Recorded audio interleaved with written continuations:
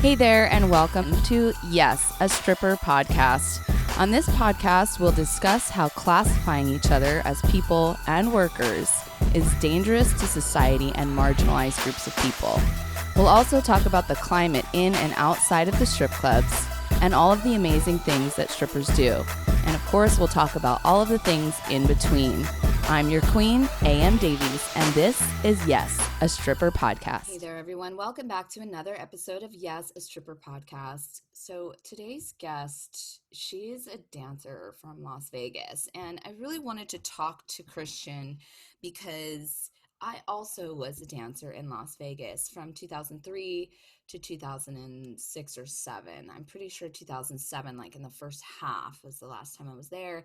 And I do remember like getting this sense that the scene, the strip club scene in Vegas was definitely changing. And there were a lot of changes that I saw coming from the beginning, which have turned into larger problems now. And so it's really interesting talking to someone who's currently working in the Las Vegas strip clubs, who is seeing the after effects of the trends that I was noticing back in like 2006 specifically. It's a vivid memory of that year where the number of dancers on shift was just duplicating. And you're going to hear in the part of the podcast where we talk about that and how the money and the opportunity has been diluted over time, which was something that I really did see trending, and which is why I left working in that city, because Vegas, being a stripper in Las Vegas is a whole different beast of being a stripper. There is so much going on in the room.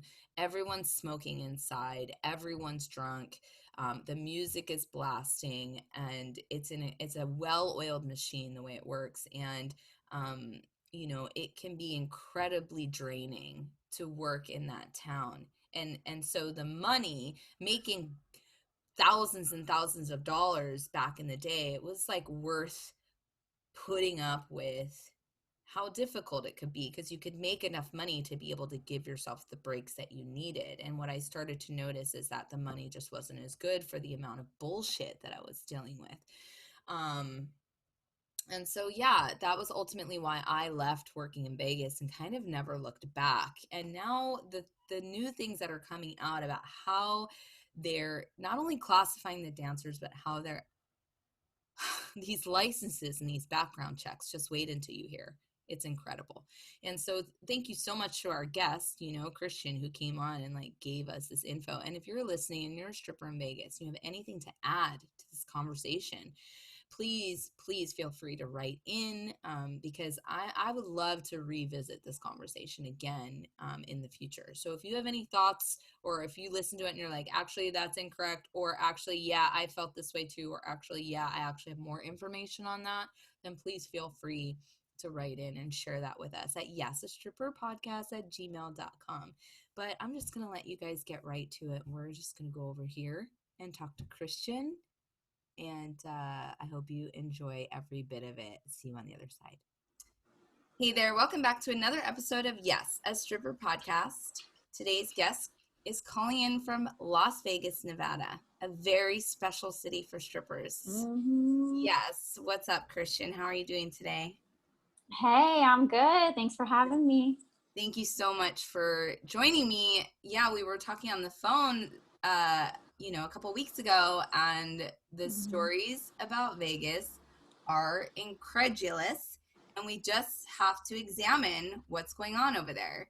But before that, we want to know a little bit more about you. Where are you from? How long have you been stripping? What's your background?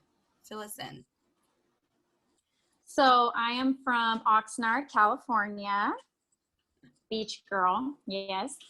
And I actually started off working with children, surprisingly enough. I went to school to be a preschool teacher, got my credentials for that, and actually spent 4 years working for the Boys and Girls Club in an after-school program, which I still love, but, the pay is not great. You really don't make a lot of money working in teaching.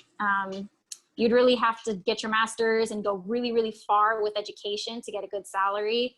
And at the time, that just wasn't what I wanted to do. That wasn't my path to go that far in school. Yeah.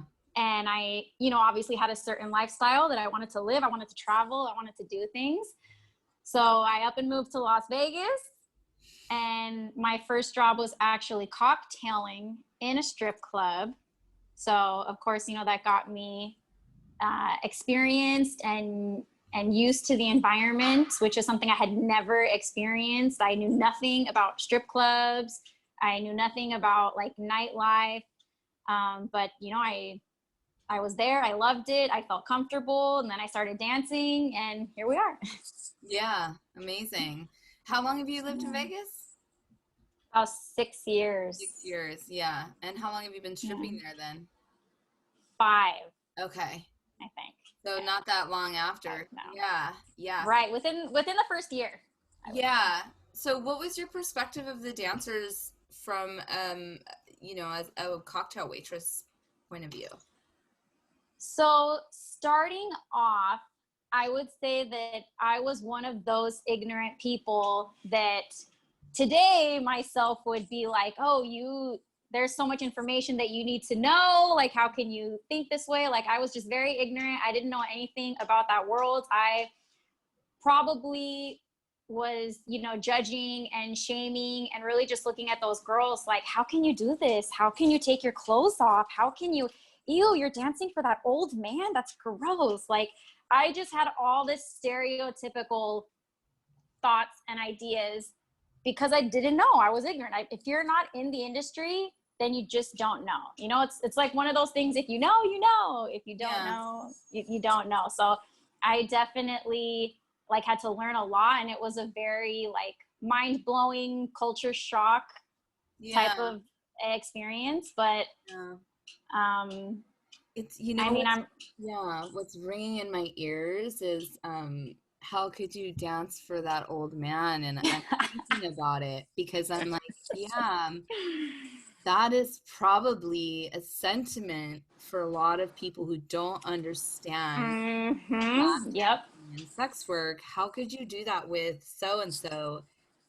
And I think that really like shows the character that we have as people, strippers and sex workers, that it's like we're not judging you based on how you look and who you are. We judge whether we spend time with you based on how much money you give us. Right.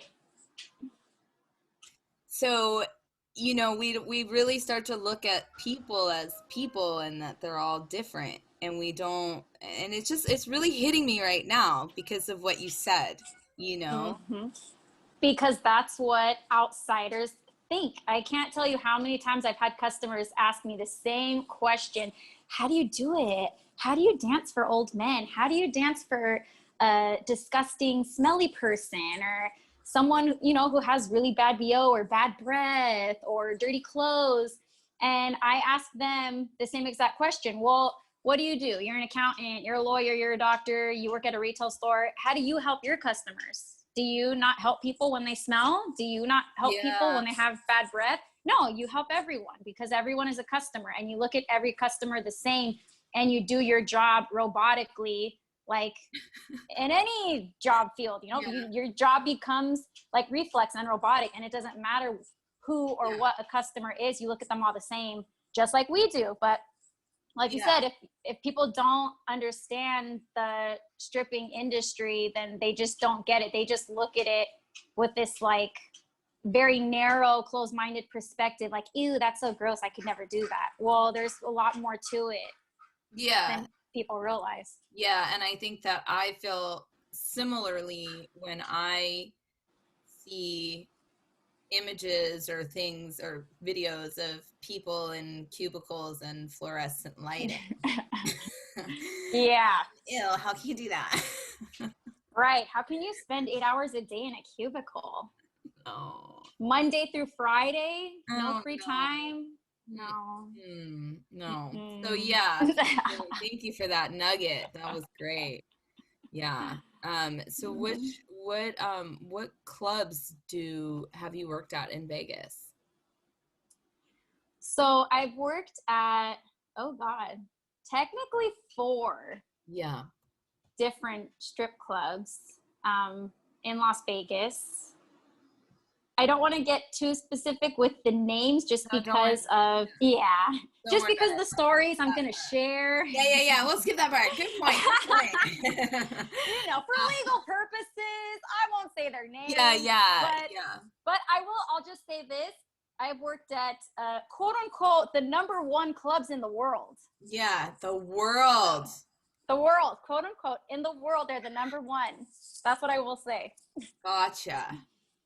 Okay. A self-proclaimed, I'm assuming. Yes. You know, according to Google and Yelp. You can just type that in yourself with SEO. Like, who awarded them that? Right, exactly. Who says you're #1? Because I didn't vote. Yeah. It's like the census. Who wrote in? Who signed up? Who voted? Right. Who's voting on that? Where are you getting these statistics?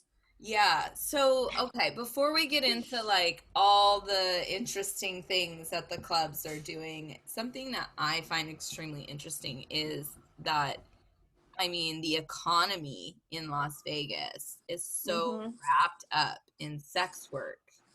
Yep. But full service sex work is illegal in this county, in Clark County, which is where the city of Vegas is.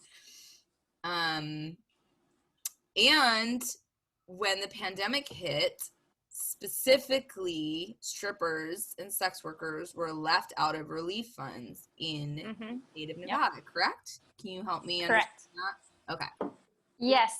So at least I would say for the first month or two, probably the first 2 months of COVID, as a stripper, you could not get unemployment because you had to actually have a job to list that you were unemployed from to get the money. And technically we're independent contractors or self-employed. So because we were technically self-employed, we didn't qualify until the government opened up unemployment for all self-employed fields, which they did like 2 months into COVID. Right. So are you talking about the pandemic unemployment assistance, or is this something different by your state that was separate? For Nevada, I mean both unemployment and the COVID unemployment. So there was 2 that you can get, because you can get regular unemployment, and then there was the extra money, right, that the government was giving for COVID. And I didn't qualify for either of those until they opened it up for the self-employed. Okay, so they did open up to you eventually, because I remember seeing an article where it was basically like sex workers in Vegas like aren't getting anything. And then also, wouldn't technically, because in the city of Nevada, and for those listeners who don't know how the strip club industry works, it's different in every state. And in Nevada, and specifically Las Vegas, you have to get what's called a sheriff's card. So basically you get fingerprinted and they do background checks on you, right? Yep. Bullshit. Yep. Do they do that for any other fucking job that you have? No. No. Law enforcement jobs or other type military, some shit like that, but not like a regular. And they do an FBI background check now. What? They made it more serious. So now it's not just your sheriff card. Now you need an FBI background check. When did they start doing that? Within the last couple years. Yeah. Right. Why is this necessary? Why do I need an FBI background check? I don't even know what to say. I don't even know what to say. To show my breasts, I need an FBI background check? I can't even, I'm sorry, I have to sit with that for like 48 hours before I even know what to say to that. Yes, it's new because I didn't need it before. And when I had to renew my background check, they let me know that it was going to be a longer process than it was the first time. It wasn't going to be like instantaneous. Okay, your background came back clear. It was going to take about a month for me to get the results because it had to go through a federal bureau. So on top of that also, they make you get business licenses to operate as a business owner. Correct. LLC. Right. Yeah. Mm-hmm. Yeah, and then at the same, and so okay, so I'm sorry, I'm so flabbergasted. You're getting an FBI background check, you're getting fingerprint background check, and you're paying to have a business. And anywhere in the fucking country, when you start a business, that you don't get those things. You don't get background checked. Any job, you don't get background check like that. Why? No. why is your local government doing this? Mm-mm. What is going on? Who's in power? How do we vote this out? Right. And how much Right. Exactly. How much of the business licenses? It's around 200. And I do you believe. have to get it renewed Around every year? 200 something. So I actually do not have my business license because the last club I was working at, they don't require having a business license. But I don't believe it needs to be renewed. Okay, I'm not sure, honestly. So not every club, yeah, I believe so, but not every club requires it. But I mean, honestly, I'm not sure who it even benefits. I'm not sure if the license benefits me or if it would benefit the club, but most clubs obviously are only for themselves. So I would assume anything that they're doing, you know, is for their own personal prerogative. But I know that with the business license, like let's say I kicked a customer in the head by, you know, by mistake or accident, you know, I kicked him in the head with my shoe. It's beneficial for me to have the business license because if that customer wants to sue me for kicking him in the head, he sues my company, my LLC, not me personally as a person. So in that sense, it does benefit me, but I mean, I'm sure there's other reasons, obviously, why the club wants me to get it. It's not for my benefit. Okay, so a couple of things. First of all, it's the government that you're paying the business license to, right? That's who gets that money. Yeah. So they make so much money. So the government is benefiting off of the employers misclassifying you, and the employers benefit by you paying the government to work, and now they don't have to pay you. And also, if you were classified properly as an employee and you kick somebody in the head, you cannot get sued.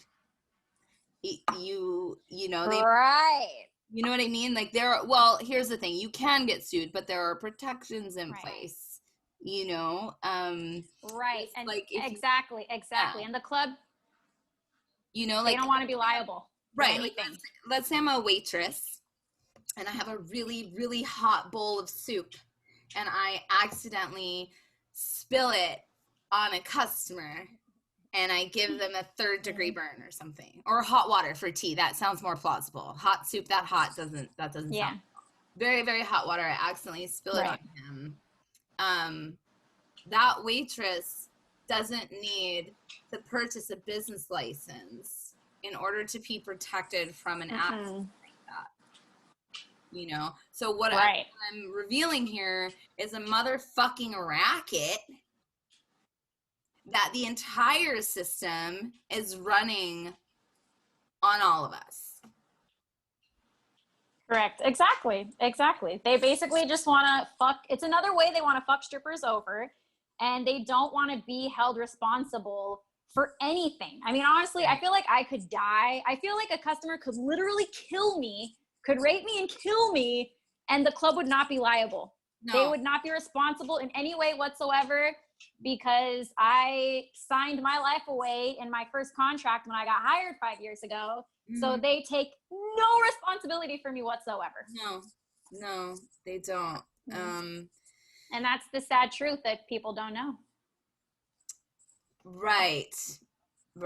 My favorite is when they're like, are you happy here? Are they treating you well? We do get asked that.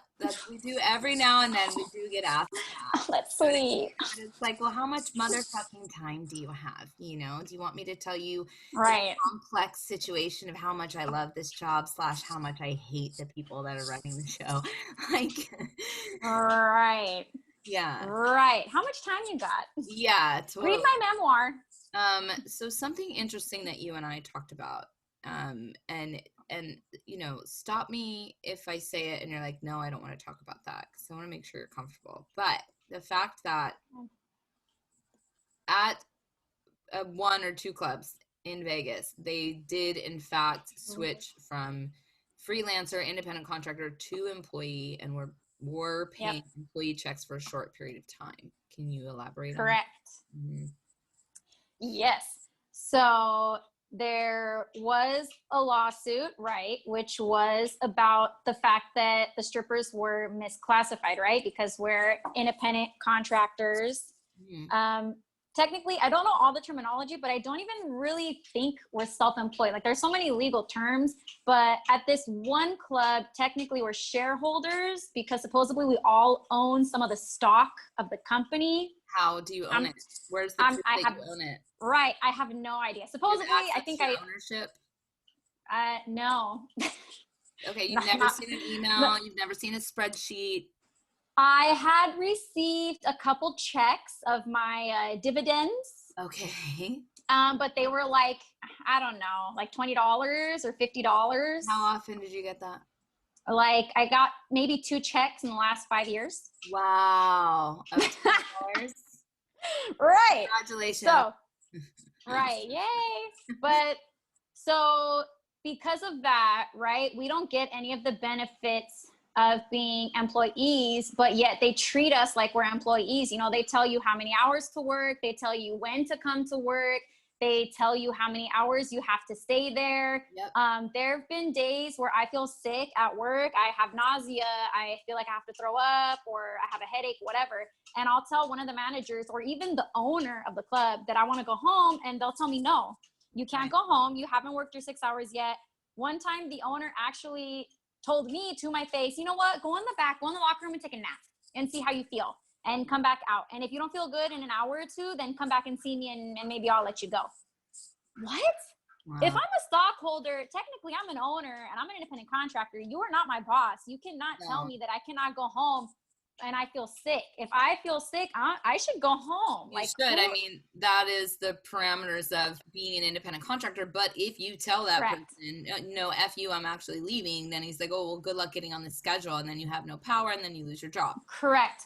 They could have fired me. So, and of course, if the owner is telling me, no, you can't leave yet, you haven't worked your 6 hours, well, I'm not going to take that chance and risk my job and leave. So this is why a bunch of girls got together and sued and they won. And because of that, the club switched over all of the dancers to employees and all the girls were getting paychecks. And the club had a meeting with all the girls telling them how great it's going to be and this is beneficial to you and you need to do this, sign this paper and switch from an independent contractor to an employee. So all the girls did it. Then the club owners, I'm sure, found the loophole of how to make everybody go back to independent contractors because, of course, the club does not want to pay us by the hour, and they definitely do not want to lose their house fee from every girl. So they had another meeting with all the girls and basically coerced all of them to sign off their employee rights and go back to being independent contractors. And any girls who did not sign away their employment status and go back to being independent contractor, they were threatened, they were harassed, and they were coerced either by, you know, we're going to put you on day shift or, well, you're an employee now, so we can make you a janitor, we can make you a cook. If you don't sign this and go back to being an independent contractor, we're going to change your schedule.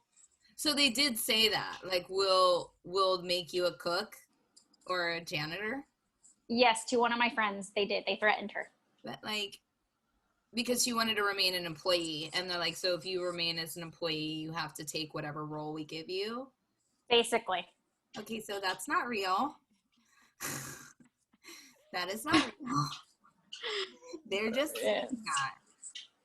Right.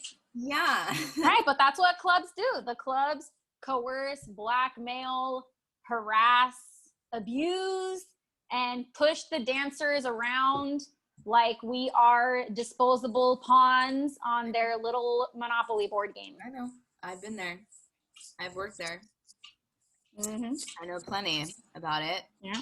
Mm-hmm. I remember, like, things would happen, like, in front of my face, like the most egregious comments and things would happen, right? And my response would be like, okay. Because it was just, this is happening. So flirked up what was happening that I would just be like, I will process this later. No, definitely. My mind has been blown so much over the last 5 years. I feel like now I've gotten to the point where I'm so desensitized and so used to all the bullshit that there's like nothing that would surprise me. Like I said, I feel like I could go to work and die. And I mean, that wouldn't surprise me if someone just like a customer choked me out at work and, oh, well, that happened. Like that, that's how like severe our sensitization is to things that like, Mm-hmm. you know, things that in any other field, at a restaurant, at a library, at a grocery store, would never fly if you did this to one of their workers. Right.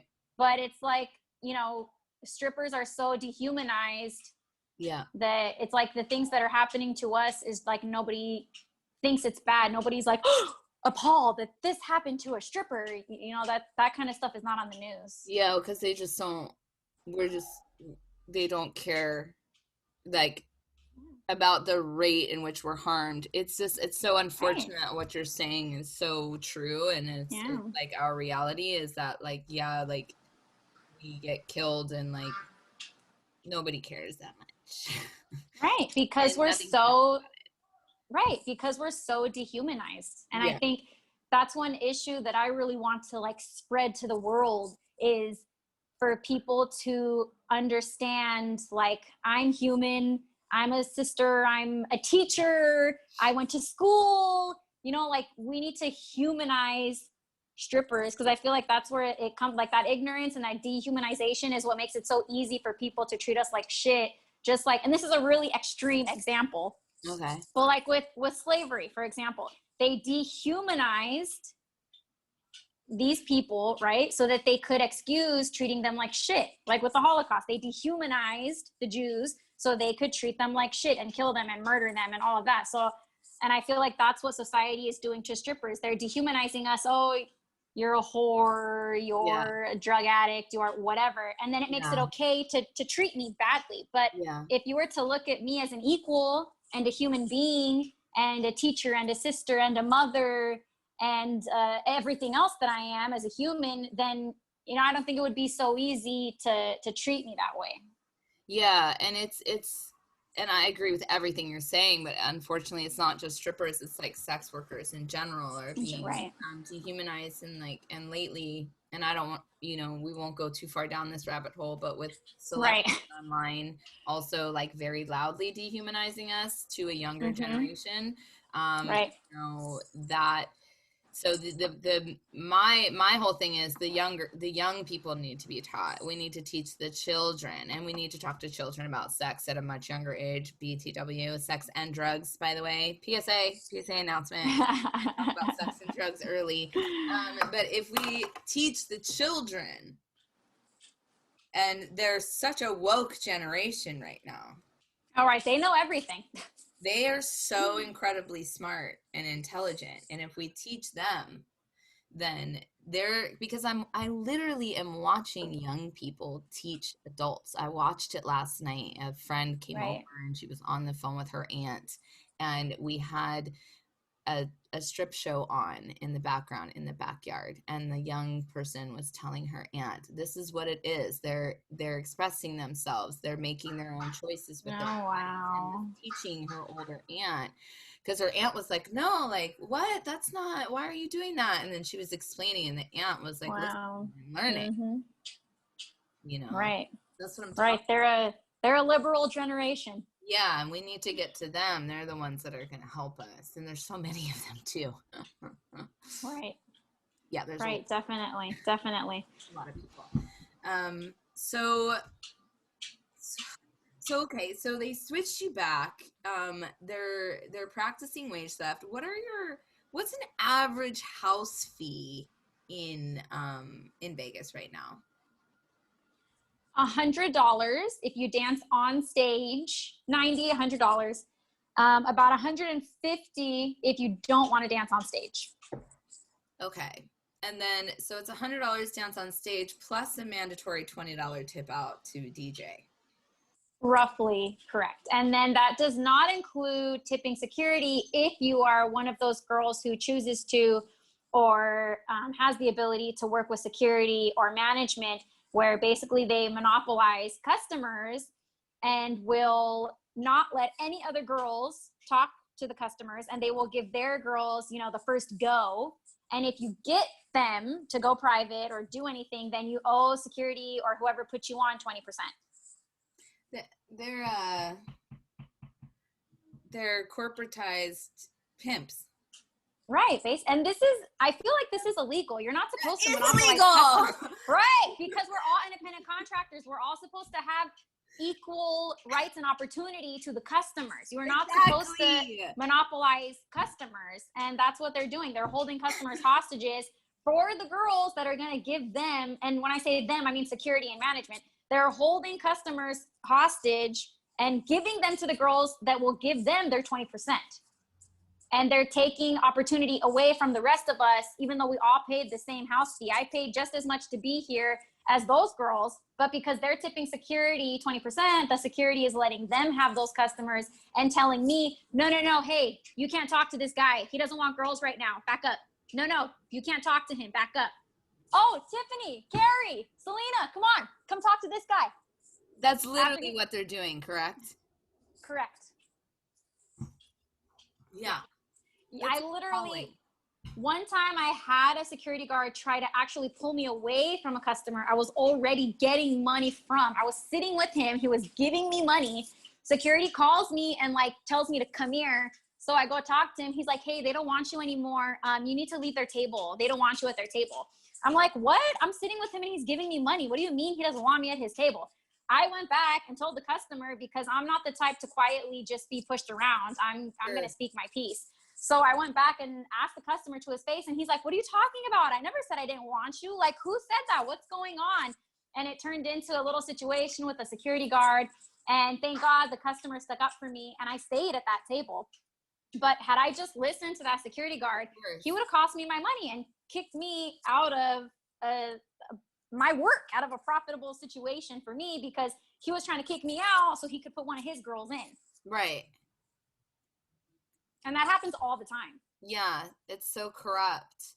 It's so corrupt, and there's nobody holding anybody accountable, and there's nobody on your side, and there's nobody even really listening. Right. To what you're dealing with. Right. No human resources. No. Department for me. No. No, and so, I worked in the same city that you work in now. I worked from 2003 till about 2007 maybe, was like my last stint. And I saw the things happening there, and it's funny how it did progress very quickly in the few years that I was there. Mm-hmm. I watched the corruption and the twistedness of what we're talking about now start to happen, and I remember being like, I am not sticking around for this. And it was right around when I stopped working in Vegas around 2007. It was right around where not as many dancers were going back and forth anymore. It was just a handful. There was a period of time where like we were out there and we would run into each other, and we were out there like every weekend, driving back and forth and flying back and forth every weekend. Right. Yeah. And I don't know what happened, man, but I remember there were specific things that I can remember where I'm like, I'm not sticking around for this. Right. No, I hear stories. I hear stories all the time about how great and how easy Vegas used to be compared to what it is now. Not to say that we can't make great money. I really believe in my heart there's nowhere like Vegas. I would never want to work anywhere but Vegas, because people come to Vegas on vacation with the intention to spend their money. Where else in the world do people really go on a regular basis with the intention to spend their money, to gamble, to throw it away, to party? So this is the place to do it. But I do hear all the time from so many girls who've been in the industry for like 10 years, how, 5-6 years ago before I started, that it was so much easier and you didn't really have to like use your sales skills and hustle as much as you do now. That back in the day, men would just be coming in every night like, hey, here's $1,000 because you're pretty. Hey, here's $1,000. Come to dinner with me tomorrow. Hey, here's $1,000. Will you go with me to the pool tomorrow and have a lunch? Like girls tell these stories all the time, how it was so easy, how men were literally just throwing money away like it was monopoly money. And, compared to now where we can still make that kind of money, but it's very, very hard and draining. And you really have to have sales skills and like psychological skills. And you really have to like finesse the customers to get that money. Like, and I think I can pinpoint when at this one particular club I worked at, which anybody who knows me knows what club I'm talking about. There was a shift where when I first started working there were 200 dancers on shift. Mm-hmm. Like, sounds right. That's a lot. That's a lot. And then like a year later, there was 300. And I was like, that's even more. That's a lot. That's a lot. And then a year later, it was 400. And I was like, bye. Yep. Bye. Yep. Because they got so greedy by having more dancers on shift, and now there's more dancers on the floor, and now there's a lot of opportunity, which is then for you less opportunity. And also I'd like to mention that I just thought of the other day. Here's another reason why you're making less money. Because inflation is a thing, and the cost of everything in our lives has gone up. Rent, bills, food, everything. But what has not gone up is the rate in which we get paid for lap dances and VIP. Correct. That's $20. It's been $20 since the 90s, I think, or the 80s. For an hour in the champagne room, or $200 for a half hour. Those prices don't change. And what does change are ways that they raise the house fee. That changes. Correct. It's raised over time. So correct. You're spending more money outside and inside of work, and the value of the dollar is now much lower, and that's about 20 years. It's about 20 years old, the value of the dollar at this point, at least, based on my small amount of research. Because I started dancing about 20 years ago, and it's been the same since then, so maybe even longer. Right, exactly. And what should, like you said, considering inflation, what should a lap dance cost today? Because it shouldn't cost the same thing it cost 20 years ago. Right. To get a lap dance. That would be like, could you imagine if gas prices never changed? I'd be going everywhere. It'd be still 75 cents a gallon.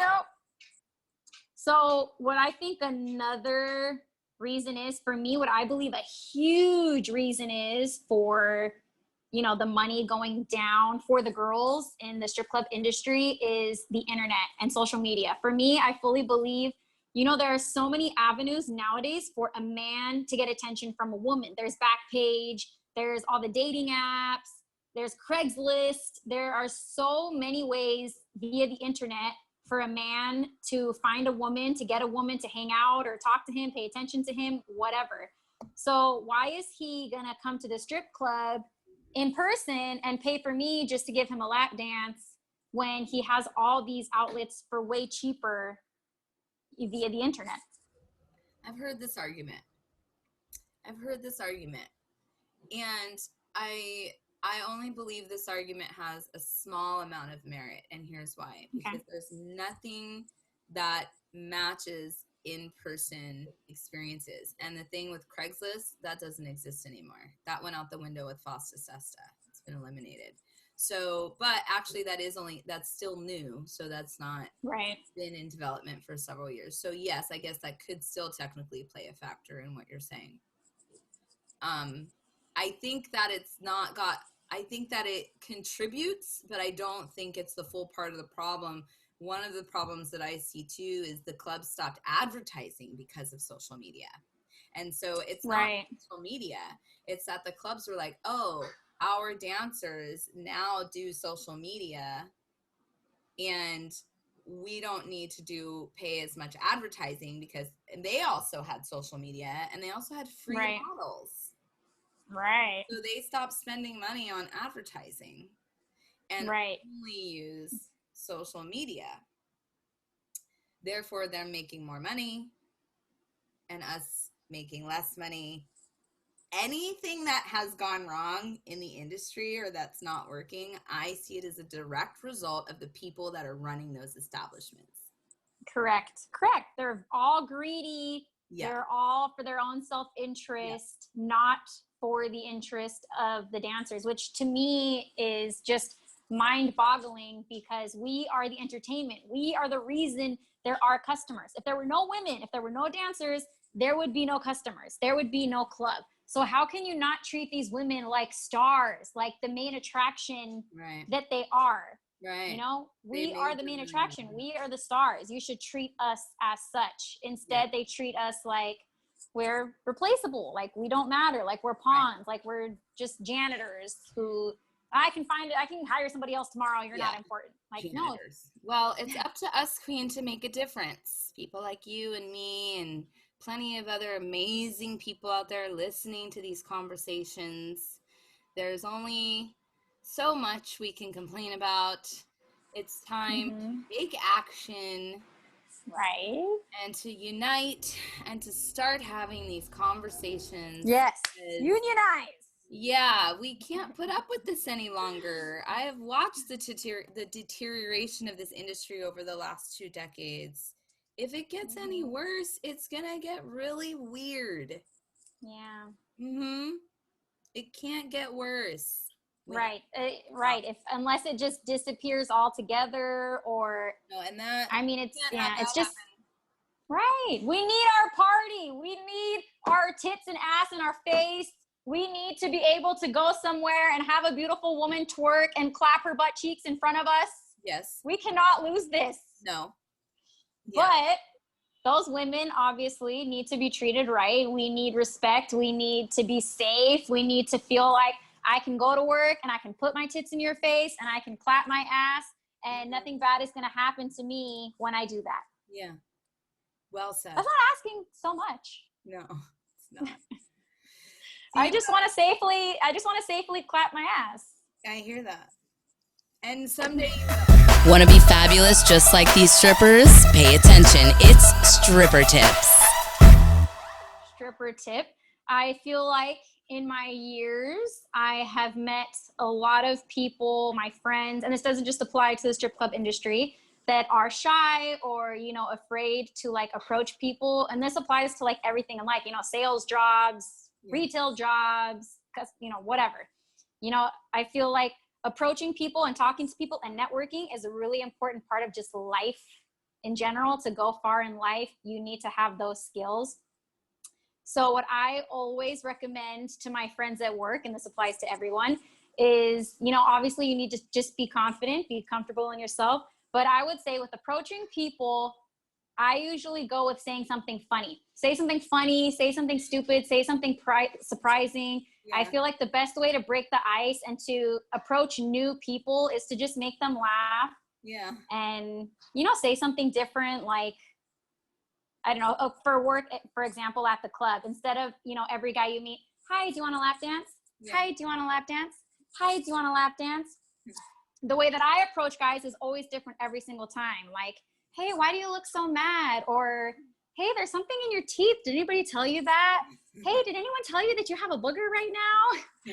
Or I'll even just tell them a joke. And in my experience, I have gotten so many more yeses by having like a funny, different approach, as opposed to like, something, what's that word? Generic. Right. Yeah. Well, if you came at anybody with that smile, I mean, come on. Please. Get ready for our rapid fire question round. It's time for 4 for 1. What's something you have to really pretend to be interested in, but you really don't give an actual fuck about it? People. I would say at work, customers. I mean, people don't think about it, but really our job, we're like psychiatrists and counselors most of the time. Yeah. So I really genuinely have to care about, people's feelings and their lives and their marriage and their work and their career and their schooling and all of their problems. And I have to seem genuinely interested in all of these things if I want to get money out of that customer. Great. Perfect. You're at your best friend's wedding and they get cold feet. Do you try to calm them down? Do you create a distraction so they can sneak away? Or do you drive the getaway vehicle? I mean, I would say all of the above. If I would go off her vibe, whatever she wants to do, I'm just here to support you and have your back. I'm not going to try to lead you in any direction whatsoever. You tell me what you want to do and I'm with it. Good answer. Socks in bed? Yes or no? In the winter, when it's cold, yeah. Yeah, I resonate with that. I resonate with that. If there's one quality every human could possess in equal amounts, what would you want that to be? To be loving. If everyone on the planet loved each other, it'd be such a great planet. Yeah, I love all your answers. Thank you. I agree with that 100%. 100%. So can you tell our audience how they can find out more about you and learn more and follow you? Yes, so I am on Instagram. I'm not very active on it, but you can find me Illa Kavilla on Instagram, ILLAKAVILLA. Illa Kavilla. Cute. I love it. Perfect. Well, thank you so much for joining me and updating us on what's happening in Vegas. That FBI background check was definitely a bomb dropped on us, and I'm so grateful for that information. So thank you for joining us today. Thank you. All right, guys, make sure you tune in every Wednesday. Don't forget to do all the things. Bye. We're now accepting 4-for-1 submissions from our listeners. You can send them in via Instagram at YAS a Stripper Podcast or on Twitter at YAS a Stripper Pod. Make sure to follow all the things and email any questions or concerns to YAS a Stripper Podcast at gmail.com. Tune in every Wednesday. See you soon.